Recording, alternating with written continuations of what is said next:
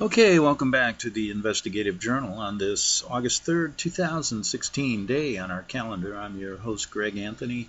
You're listening to FirstAmendmentRadio.com. You can listen to my show every evening from 6 p.m. to 7 p.m. That's on FirstAmendmentRadio.com, and that's Monday through Friday. They play the show also at 11 a.m., so if you can't catch it in the evening, go to the morning, 11 a.m., Monday through Friday, and if you can't catch either of those two shows, well, that's your fault. But I'm here to save you. You can go to my website at arcticbeacon.com. That's arcticbeacon.com. And go to my long-standing website that's been there for a better part of a decade, giving you radio shows, newspaper articles, a view that you don't get in the mainstream or even in the alternative media. My show's been called the alternative to the alternative media for good reason. Well, this is part 2 of what I call the greatest off-Broadway fantasy play ever performed in human history, the 2016 presidential elections. Every 4 years, I report on this stage play, and for good reason. Now, I enjoy doing this show and this series of shows every 4 years because I like to give Americans a really different perspective of what's going on. Now, I know if you read the numbers that many people, even in the mainstream, realize something is seriously wrong, but they just haven't put their finger on it. Now, I put my finger on it better part of 25 years ago when I worked in Rome, Italy, and decided to understand what the heck the Vatican is all about. And what I found was an unbelievable story of corruption. What I found was an unbelievable story of how Europeans kind of understood it better than we did. But I did not realize that the missing piece to the story of our American culture, our American history, the story of basically everything going back to the Protestant Reformation, has been taken away from us by the very script writers that are presenting you this presidential election. Now, the reason I like to do this is because when you start understanding this aspect of your life, how you've been deceived, how the world seems to be turned upside down, black is white, white is black, etc., what George Carlin said, you're owned. The owners own you and you're not in the club. Well, I always wondered, who are these owners?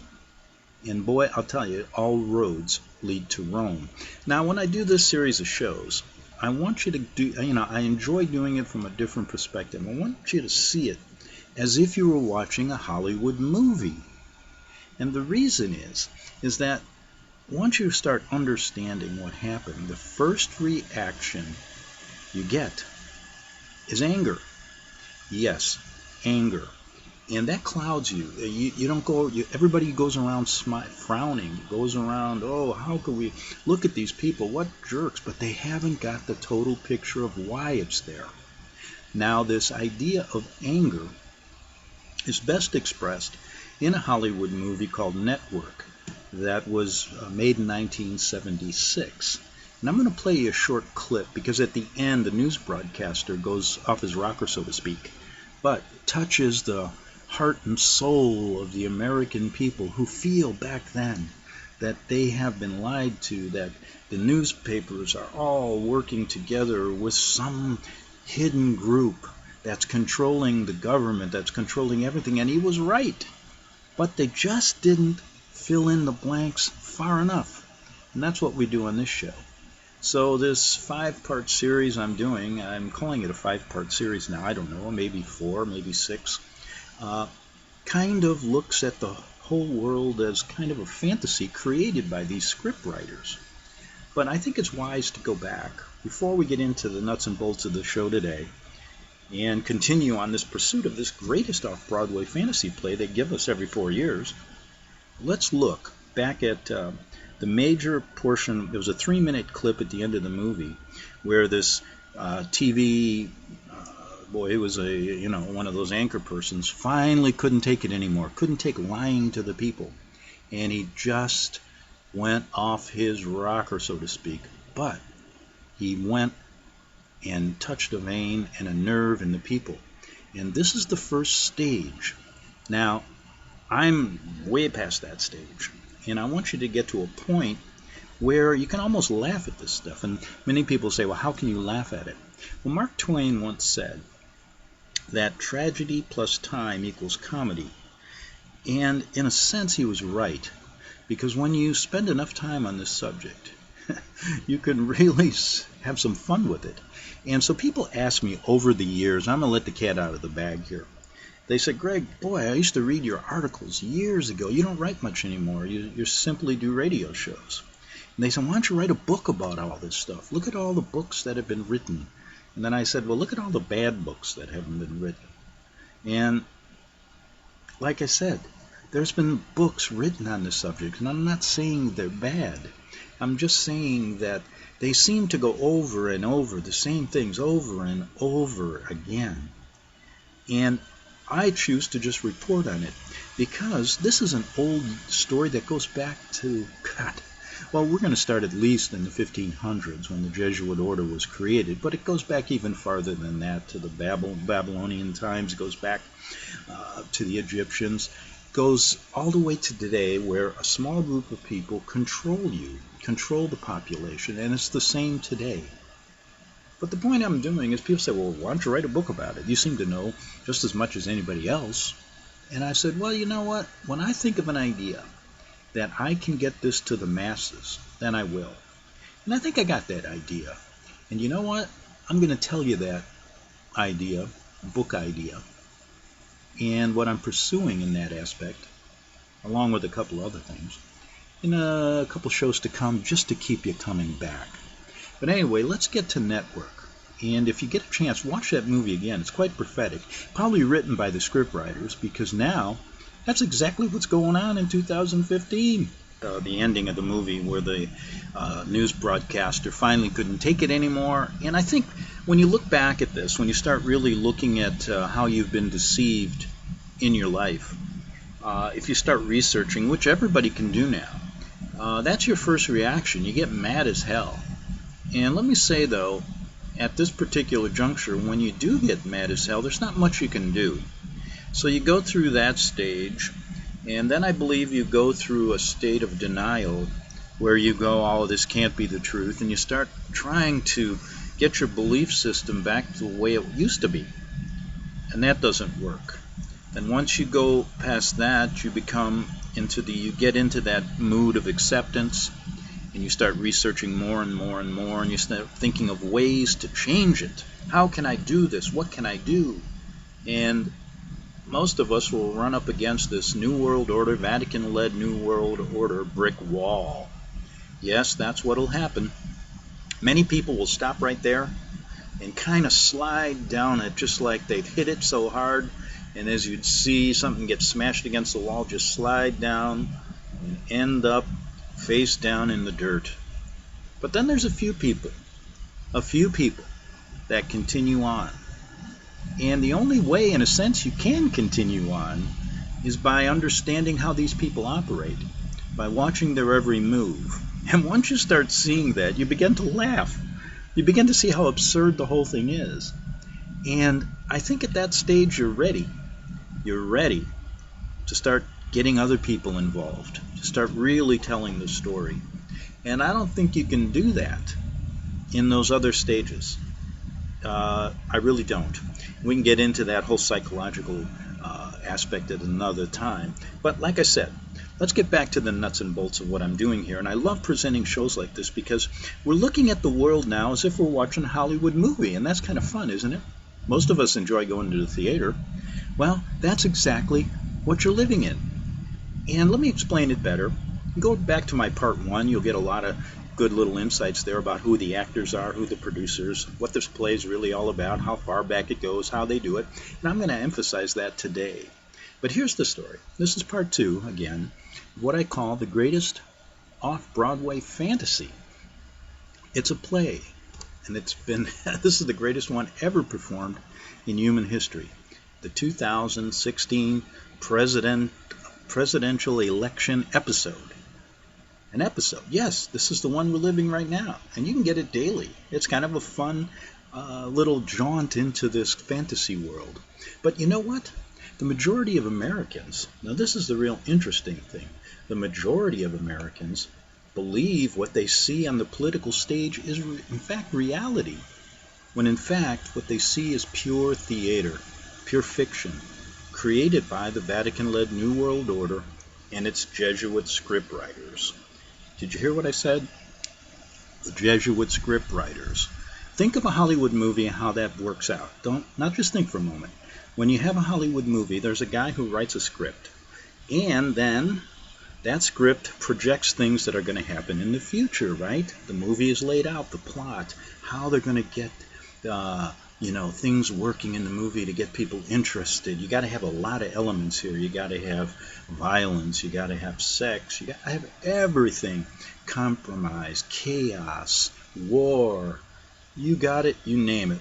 And I'll tell you what, this play that we're watching right now before our eyes, it's got it all. So it's no different. Somebody has written the script for this 2016 presidential election like they've done it in the past. They've got experience in this, folks. They've gone back 500 years doing this, maybe even more. And what happens? This is the interesting aspect.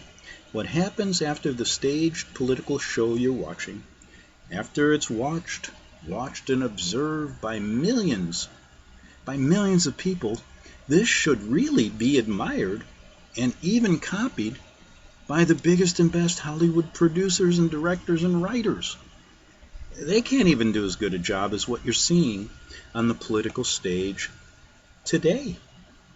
And what happens is that the millions watching actually turn this political fantasy stage that you're watching into reality by believing the political show hook, line, and sinker. So, that's the amazing thing about this. How do they get people to go from fantasy to reality?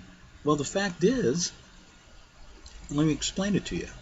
So, what they do is create a fantasy which basically is turned into reality by the masses of people watching it.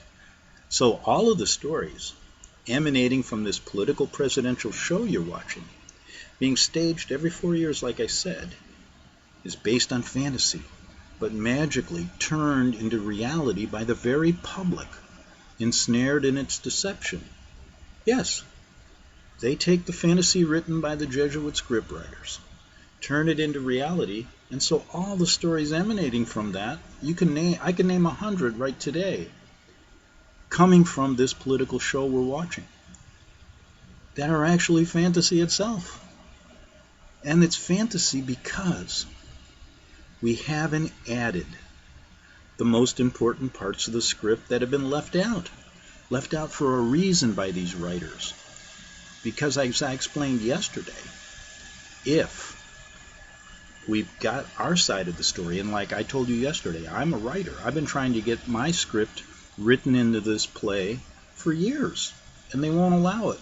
And the reason they won't allow it is they'd have to rewrite everything they've written for the last 500 years, including the history books, including all of the fantasy plays they've written in the presidential elections, and all of the things they've done around the world.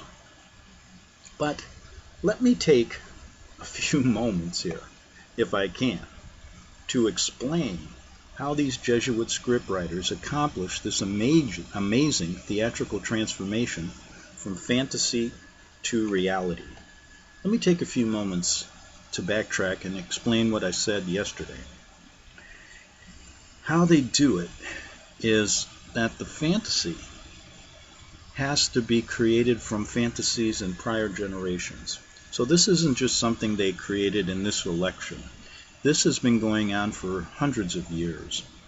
And because they've been able to keep out the very script that I would like to write, including the Vatican connection, the Jesuit connection to the world of the occult, the world of Freemasonry, the connection to the Babylonian religions, the mystic religions, and how this today is going on which would be a fascinating story. People would love to see it on the political stage.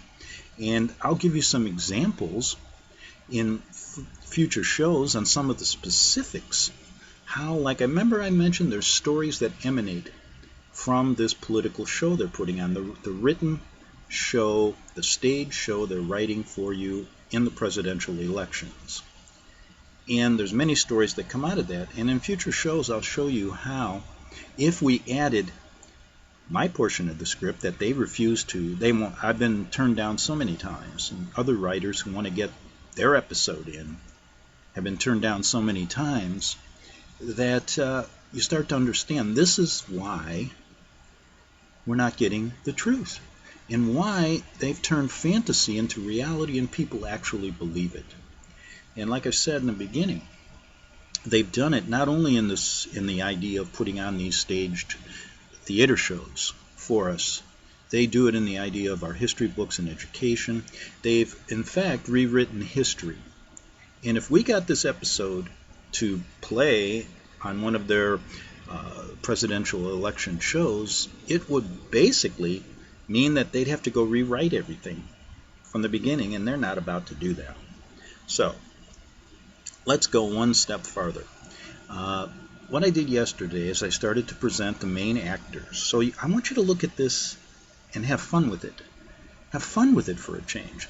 And you know what? The reason is, a lot of times when you open your mind like this and you free yourself and you can actually laugh at yourself and how you've been deceived, you can actually really understand things a bit better. Humans work that way. You get angry, you close yourself off. You're in denial, you become a loner. You accept it, you want to change it. When you realize you can't change it, then you quit. Don't quit. Actually enjoy it. And what I mean by that is understand it. And once you understand it, you'll see how you've been deceived, and you'll chuckle over it a bit. Now what I'm getting at is yesterday, so let's look at it as a Hollywood play, a theater play going on. 2016 presidential elections. I said the main actors in this play are, of course, Hillary Rodham Clinton, as the Republican candidate would call her, Hillary Rotten Clinton, or Crooked Hillary. She's playing the part of the first woman to ever become a presidential nominee. And boy, is she boring. I'm telling you, like I said yesterday, I can't listen to more than 10 words. I don't know how. I don't really understand why they cast her in this role. But perhaps they're having second thoughts, but they can't find a woman to fill in right now. And they can't.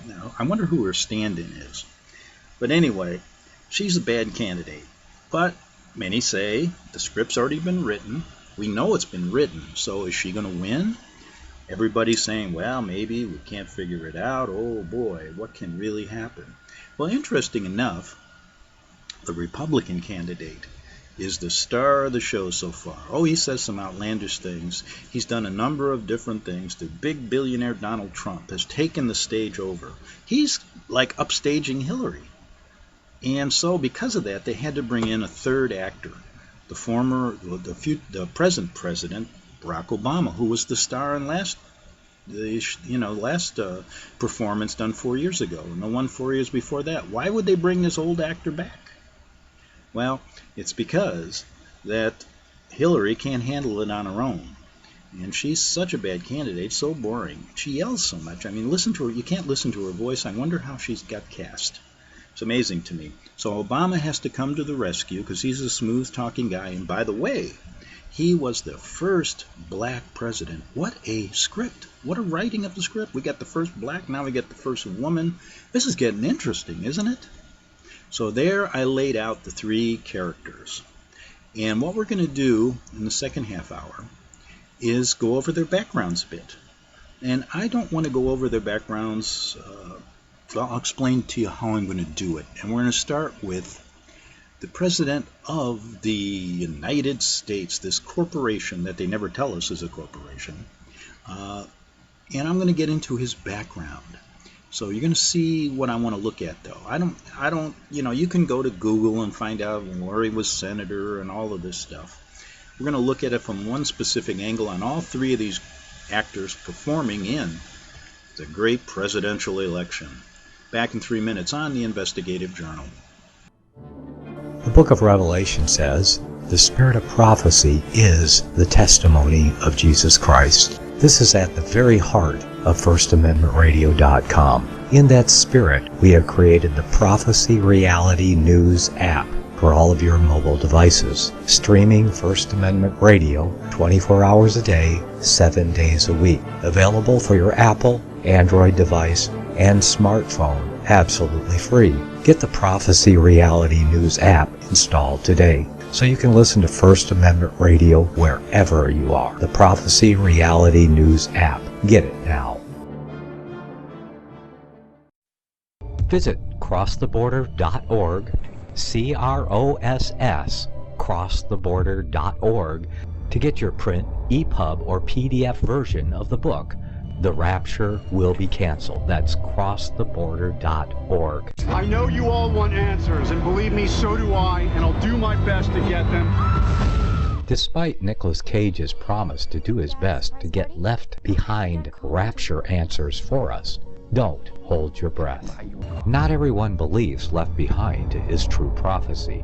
Some may even regard as conspiratorial the mainstream re-release of the Left Behind movie with actor Nicolas Cage portraying the main character as an attempt to further reinforce in the minds of all this perception of false prophecy in order to condition the masses for the play about to begin. If you want true Bible prophecy answers, get the book, The Rapture Will Be Canceled.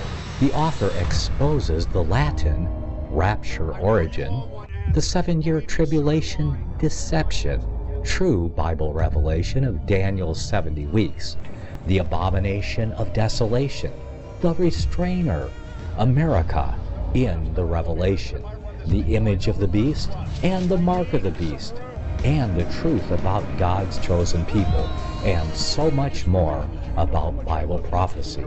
This book will shatter the Left Behind paradigm of future events. Get the book, The Rapture Will Be Canceled.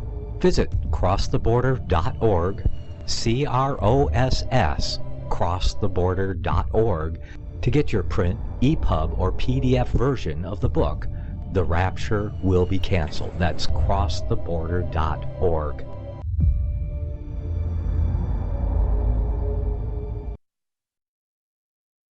Since the beginning of time, kings have sought it, nations have fought for it.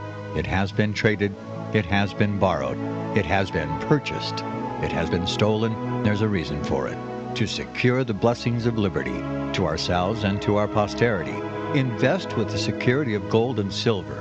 Call Discount Gold and Silver Trading at 1-800-375-4188 or visit discountgoldandsilvertrading.net. Listen to Financial Survival with your host Melody Cedarstrom right here on FirstAmendmentRadio.com at 4 p.m. Eastern or 1 p.m. Pacific Time.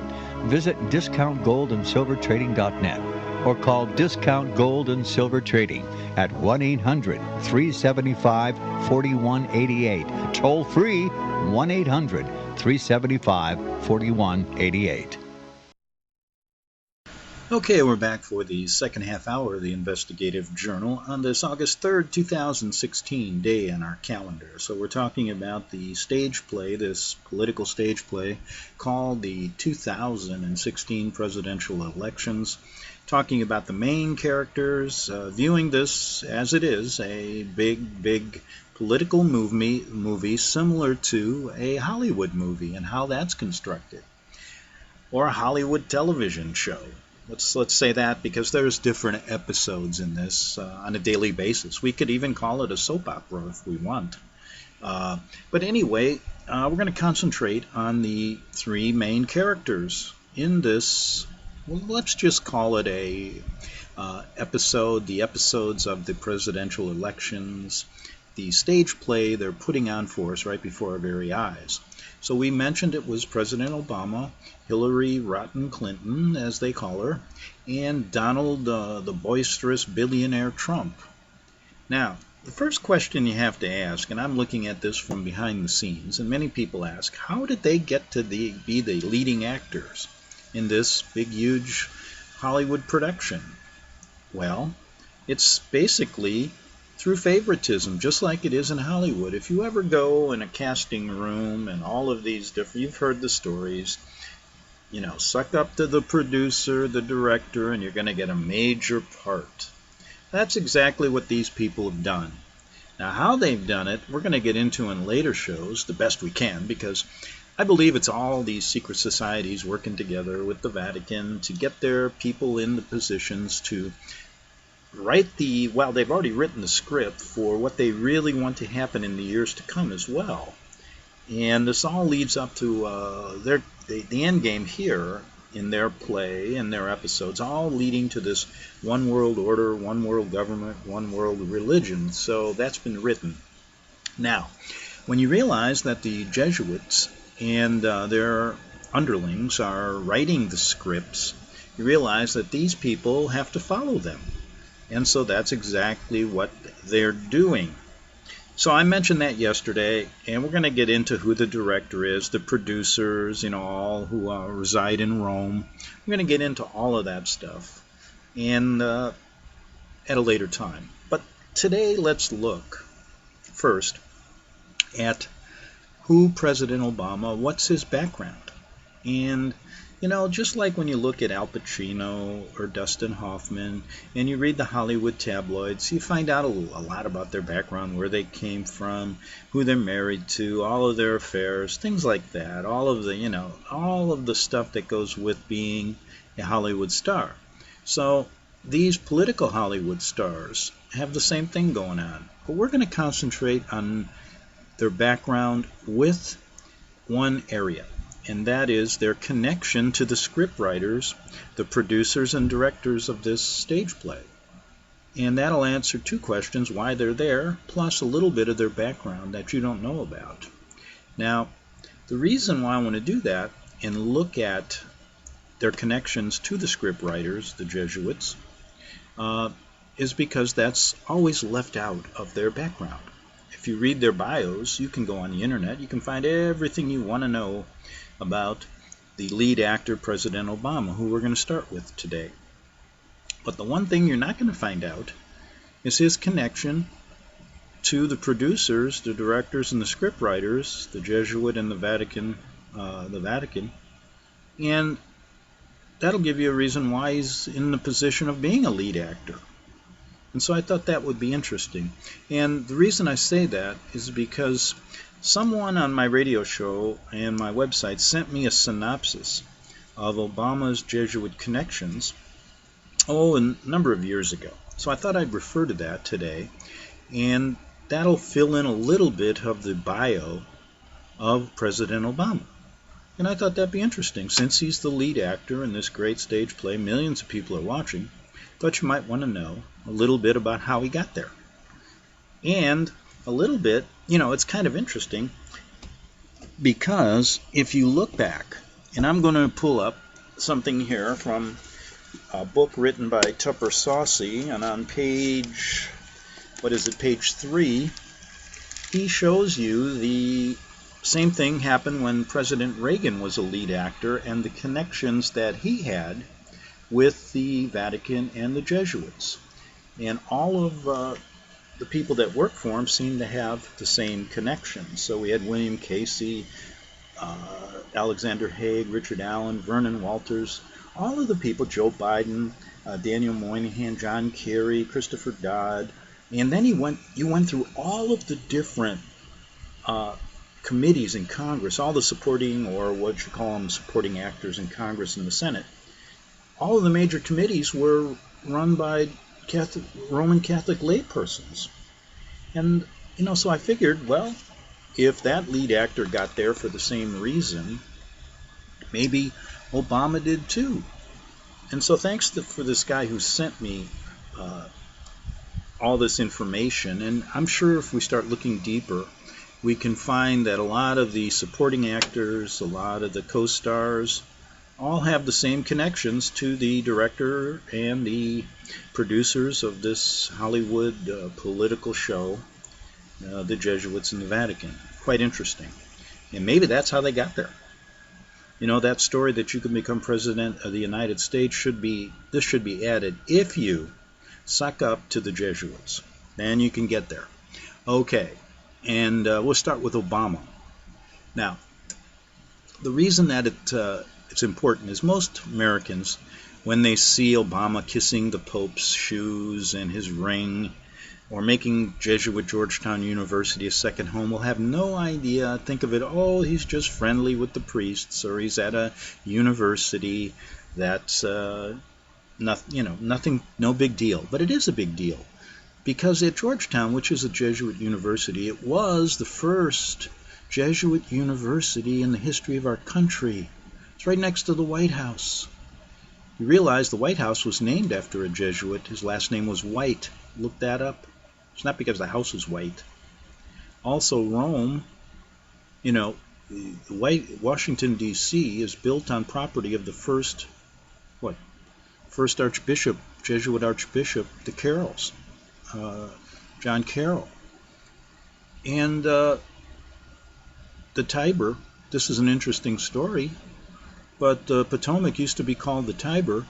And if you look at land records back in the 1600s, the very ground of Washington, D.C. was called Rome. Interesting, isn't it? And they have no connection to our starting of our country. Oh, they've been writing this for a long, long time. And that's how they get away with it. That's how it's... and when I say get away with it, I mean this. That's why all of these people get cast in the major roles, and the rest of us happen to be just, what are we? People ask me, well, Greg, and when you're analyzing this, how do we fit in? Just us people, like me, you, and the rest of us. Well, we are what's called the extras. And I mentioned this a long time ago. If we're an extra, we deserve some pay, don't we? More than what we're getting from this, from this economy, from these people. We deserve pay. Extras get paid at least $100 a day. That should be on top of what else we do. So we have a lot of millions of people have a big claim here against the whatever Hollywood unions that pay extras and all that kind of stuff, because that's really what we are. Because we've become a part of this stage play as well. And the reason is we believe it as real. That's the sad thing. It's kind of like, I looked at this deeply and I said, well, what have they done here? They've created, out of fantasy, one of the biggest reality TV shows known to man. Based on fantasy. It's an incredible thing what they've done. And you can basically give credit to these great Jesuit script writers. Now, if you don't think Georgetown's important, they wrote the script of the Patriot Act. Remember 9/11? That was in the play too. That was in one of their plays. One of the off stories, like I told you about all these tentacle stories that come out of these presidential elections that become reality, that actually based on fantasy. Well, anyway, the Patriot Act was written by a Jesuit lawyer at Georgetown prior to 9/11 coming down. Isn't that interesting? He wrote 360 pages. So they're good writers.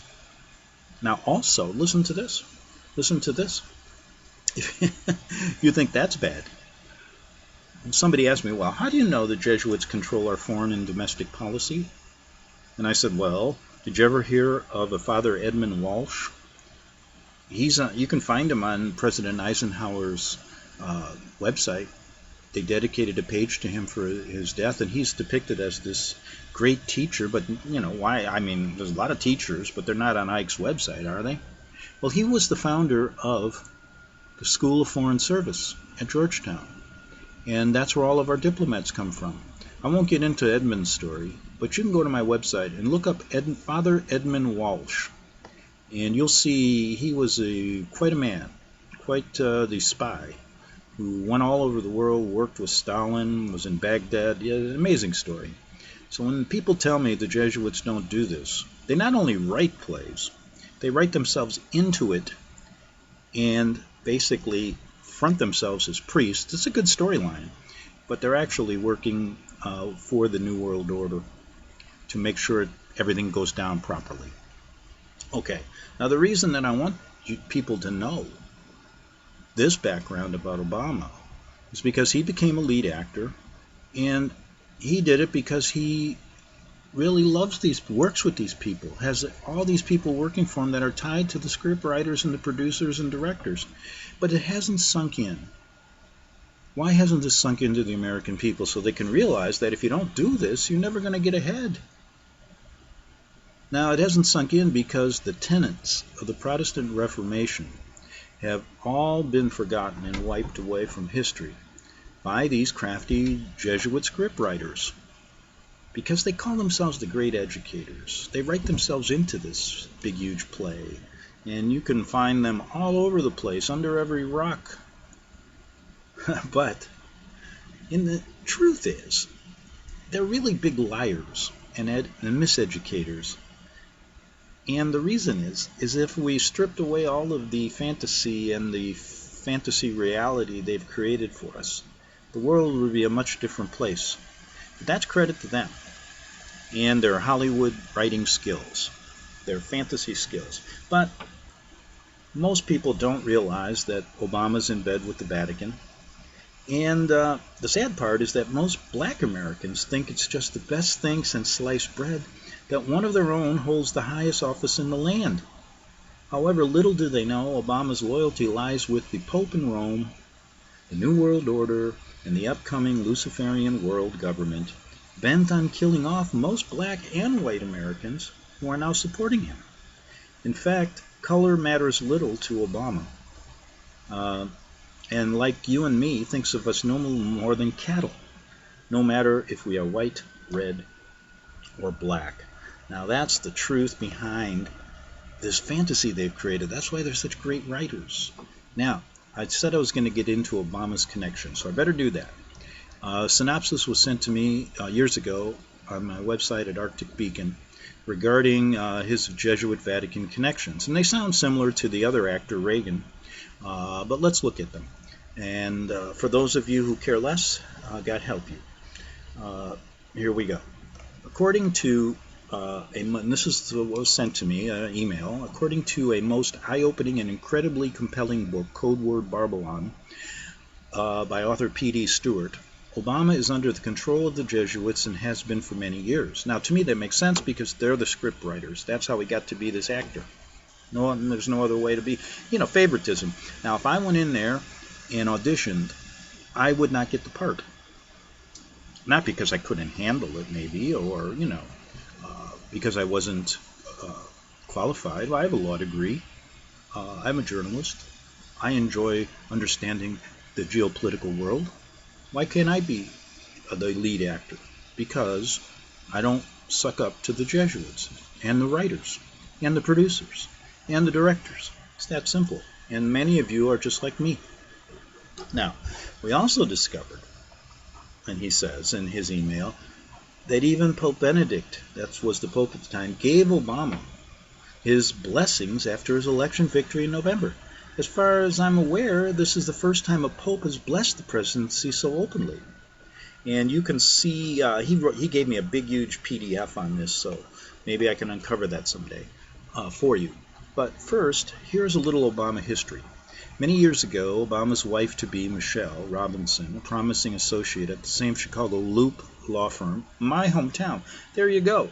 He comes from my hometown. I had friends in the Daily organization long before him. How come I'm not there? Because I don't suck up to the script writers. I'll never get cast in the main role, and neither will you if you don't do that. It's a lesson we have to learn. Now, Sidney Austin, his name was Sidley Austin, became a good friend and mentor to a young paralegal looking for career advice. His name was Mike Stratmanis, as did her future husband, Barack Obama. Stratmanis, who is a senior legal counsel to Obama's presidential team, attended a very special school, the Jesuit-run St. Ignatius College Prep, one of Chicago's influential Catholic schools. Well, I went to Notre Dame High School, right? Right next to us was Loyola. That was a Jesuit school. Come on, give me a break. You may think this is a mere coincidence, but Stratmanis is not Mr. Obama's only, or even his most important Jesuit confidant. No, and let me get to that just a second here. It's around that time, while Obama was working as an organizer for the Developing Communities, Project DCP, at the Calumet Community Religious Conference in Chicago, that Obama developed long-lasting ties with the Jesuits and the Catholic Church and her most wily agents, the Jesuits, and most importantly, so much so that Obama can't seem to avoid appointing Jesuits to his inner circle of advisors and managers. These Jesuits are all men of, the most wonderful words and objectives, he says, according to one of their former pupils, is to secure to the highest office of state men who they have poisoned in their maxims. And that's the truth. They won't tell you that. No wonder Edmund Burke wrote that the Jesuits are an infectious plague, requiring the precautions of the most severe quarantine.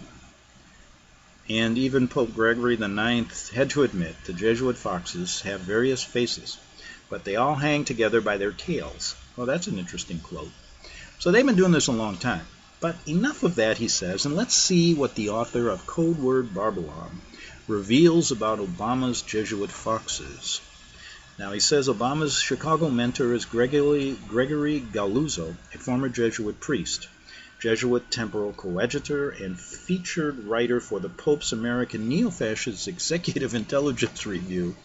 And that's Webster Tarpley mentions Galuzzo in his book. So, there we have a start. Now let me check the time so we don't run out of time. I got about 8 minutes, so that should be enough to do it. Let's get to this, if we can, and look at some of his connections. Obama's chief speechwriter, now I'm going back some years, he may have changed it, but was John Favreau, was Jesuit trained. One of Obama's senior military and foreign policy advisors, Major General J. Scott Gratian, was a Jesuit trained man. Obama's deputy communications director, Dan Pfeiffer, was Jesuit trained. How many other Jesuit agents Mr. Obama has on his team we may never know, for as American historian Wayne Lawrence writes, they, the Jesuits, are not merely priests or of any religious creed. They are merchants, Wall Street bankers, editors, and men of any profession, having no outward badge by which to be recognized.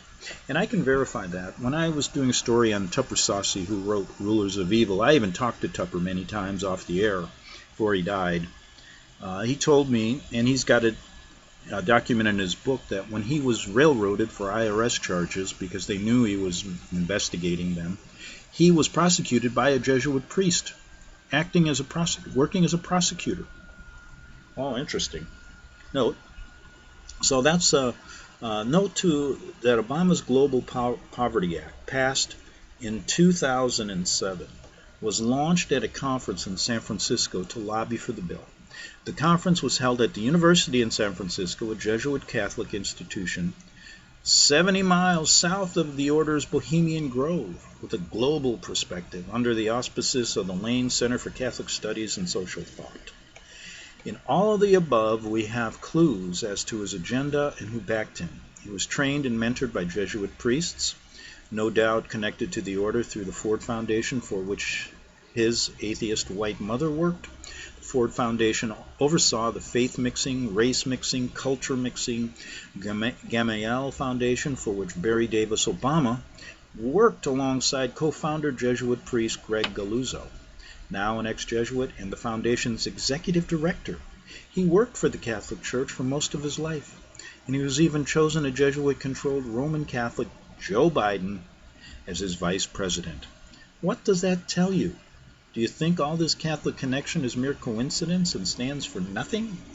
One can draw the conclusion that Obama's relationship with the Jesuits is much more important to his success, and I might add as being a great lead actor in this stage play, and his election even more extensive than many may think. Incidentally, Joe Biden lectures at the Jesuit University in Scranton, a major recruiting station for the Jesuit General Black Pope's Central Intelligence Agency, and his son, according to an official federal finance document, was paid over $80,000 last year by Jesuits to lobby for them in the White House. Quite interesting. We've seen a lot of connections here, don't we? Now, Joe Biden's good historians wrote Horace Walpole, are the most scarce of writers and no wonder. A good style is not very common. Thorough information is still rare. And if these meet, what a chance that impartiality should be added to them. Ha! Isn't that just what I was saying? Remember how yesterday, I got about 3 minutes left, so we'll get into some more of his connections tomorrow. Get into Hillary Rodham Clinton, the other lead actress in this big stage play, tomorrow as well. Then, of course, we'll go to Donald Trump and see where he comes from. And we'll do all that on the Investigative Journal in this 5-part series. Okay, so what did I want to mention? Remember I said that there are many people trying to get their episodes in? You know, kind of like if you think of it in Hollywood, you write, there's the Seinfeld show.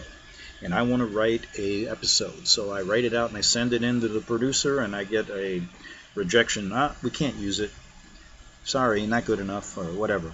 Okay. Rejected, rejected, rejected. Well, that's what this is all about. We send in these scripts regarding the real connection between the Jesuits and our country, and it gets rejected. I think it would be a great addition to this play. I think it would add some spice.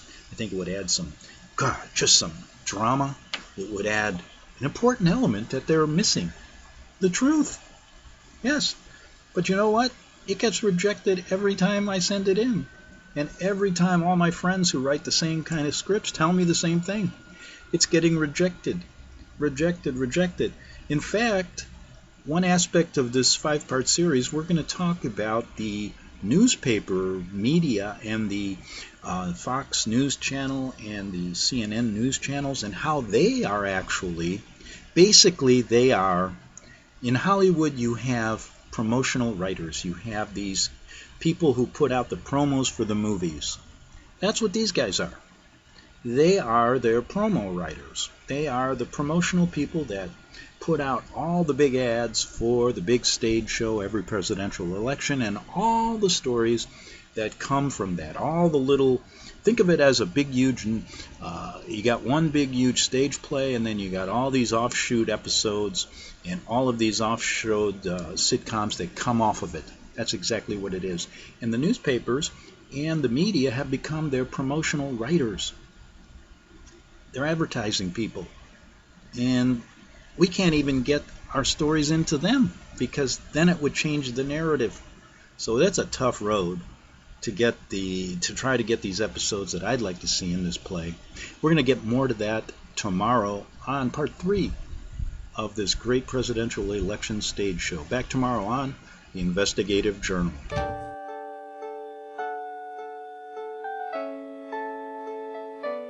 The program you are listening to is 100% sponsored by you, the listener, on this First Amendment Rights Media channel. You will notice that there are few commercials on this radio network. There's a good reason for that. Corporate advertising dollars come with strings that limit program content. So without your help, these programs cannot continue on internet or our several affiliates. If you benefit by the educational law programs, we ask you to give. If you are admonished or nurtured by the Bible and ministry programs, we ask you to give. If some voice a cause that you are passionate about, we ask you to give. If you believe in any of these, we ask you to support them as you would a missionary on a continual basis, as if giving a tithe for missionary radio. These programs are not commercially viable and must be supported by those faithful to the cause of truth.